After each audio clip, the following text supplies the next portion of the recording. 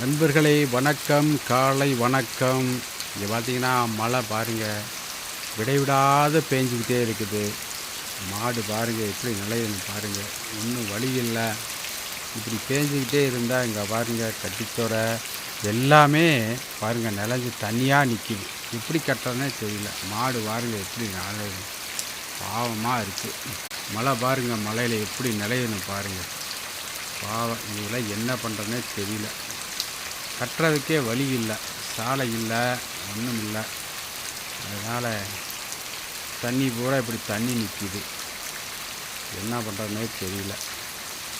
நல்லா மழை பெய்கிற காலத்தில் கொண்டு போய் வேறு சாலையில் கட்டியிருந்தேன். மழை வராதுன்னு நினச்சேன், ஆனால் இன்றைக்கி மழை வந்துடுச்சு. பாவமாக இருக்குது. நீங்கள் அங்கே தான் கொண்டு சாலையில் தான் கட்டணும்.